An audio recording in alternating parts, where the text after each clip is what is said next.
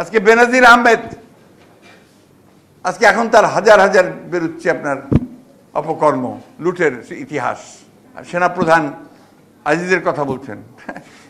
আজিজ কার সৃষ্টি? তাদের সৃষ্টি। আজিজের অবস্থান ছিল কোথায়? কোথা থেকে তাকে কোথায় টেনে তোলা হয়েছে? পঞ্চদশ আপনার ওই অ্যামেন্ডমেন্ট, 15th অ্যামেন্ডমেন্ট, যেটা করে এই বাংলাদেশে 12টা বাজানো হলো আবার আর কি দ্বিতীয়বারের মতো। সেটা হচ্ছে যে আমাদের যে সিস্টেমটা ছিল আপনার, যে আমরা কেয়ারটেকার গভর্নমেন্টের অধীনে নির্বাচন করব, সুষ্ঠু অবাধ নির্বাচন হবে, সেটাকে বদলি দিয়ে তারা আবার দলীয় নিয়ে আসলো। কেন আনা হয়েছিল আপনার কেয়ারটেকার গভর্নমেন্টের দাবিটা? আপনারাই টেনেছিলেন, অন্য কেউ তো না। আপনারাই এনেছিলেন যে কেয়ারটেকার গভর্নমেন্ট না হলে, একটা নিরপেক্ষ সরকার না থাকলে নির্বাচন সুষ্ঠু হবে না। বেগম জিয়া, খালেদা জিয়া তো সমস্ত দাবি মেনে নিয়েছিলেন এবং কত দূরদৃষ্টি সম্পন্ন ছিলেন যে তিনি সেটা মেনে নিয়ে এই দেশের মানুষকে তাদের যা প্রয়োজন সেটা দিয়েছিলেন, অর্থাৎ তাদেরকে ভোটের অধিকার তিনি তাদেরকে নিশ্চিত করার চেষ্টা করেছিলেন, পার্লামেন্টে পাশ করে দিয়েছিলেন। আর তোমরা কি করলে? সেটাকে ধ্বংস করে দিলে। কেন? যে তোমরা ক্ষমতায় টিকে থাকার জন্য। আজকে সেই ক্ষমতাকে ভোগ করা এবং সেটাকে লুট করা, দেশটাকে, দেশের অর্থনীতিকে, এই একই কাজ তোমরা করে যাচ্ছ। আজকে যে আপনারা চিফ জাস্টিস, আপনার সেনাপ্রধান আজিজের কথা বলছেন। আজিজ কার সৃষ্টি? তাদের সৃষ্টি। আজিজের অবস্থান ছিল কোথায়? কোথা থেকে তাকে কোথায় টেনে তোলা হয়েছে? আজকে বেনজির আহমেদ আজকে এখন তার হাজার হাজার বেরোচ্ছে আপনার অপকর্ম, লুটের ইতিহাস।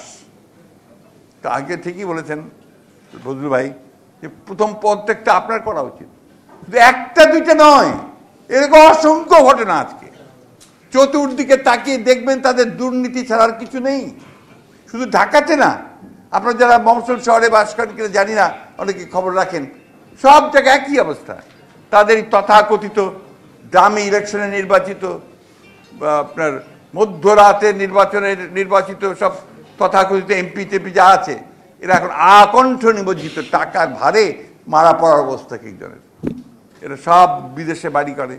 এক ভূমি প্রতিমন্ত্রী যে ছিল আগে, তারই নাকি আপনার 365টা বাড়ি লন্ডনে। তো এখানে কি করবেন আপনারা? এই জন্যই বন্ধুগণ, বক্তব্য বাড়াবো না, আমরা তো বয়স হয়ে গেছে, যে কথা ফজল সাহেব বলেছেন। আমরা কি এখন আর রাইফেল ধরতে পারবো? আমরা কি রাস্তায় দাঁড়িয়ে ওইভাবে মারামারি করতে পারবো?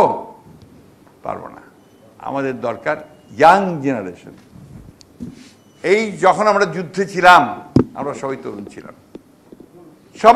ছিলাম, যুবক ছিলাম, মাথার মধ্যে কিচ্ছু ছিল না যে দেশ স্বাধীন করতে হবে এটা ছাড়া। তারা অনলি গোল, কে কি হবে না হবে, সমস্ত দল মত নির্বিশেষে এক হয়ে গিয়েছিল। আজকে কিন্তু সেই সময় এসে গেছে, তখন দেশ স্বাধীনতার জন্য আমরা লড়াই করেছিলাম, আর দেশ রক্ষা করার জন্য এখন এই লড়াই। এই দেশকে বাঁচাতে হবে, সেই লড়াই এখন। আর এই লড়াইয়ে যদি আমরা পরাজিত হই, আমরা নিশ্চিহ্ন হয়ে যাব। একটা কথা আমি ফজলু ভাইকে বলছিলাম, উনি সেটা আপনাদের সামনে বলেছেন, যে রাজনীতি একটা বিজ্ঞান। ওটা বিষয়টার নামই হচ্ছে পলিটিক্যাল সায়েন্স, রাষ্ট্রবিজ্ঞান। এই রাষ্ট্রবিজ্ঞানের সবগুলো কাজ আমাদেরকে করতে হবে বিজ্ঞানসম্মতভাবে। এই বিজ্ঞানসম্মতভাবেই আজকে আমাদেরকে এগিয়ে যেতে হবে। এরা পচে গেছে, দুর্গন্ধযুক্ত হয়ে গেছে, একেবারে দুর্গন্ধযুক্ত। যতই মুখে কথা বলুক, যাই কথা বলুক, আসলে তো এদের কোনো অস্তিত্ব নাই। তার প্রমাণ এক এক করে হচ্ছে আজকে সব জায়গায়।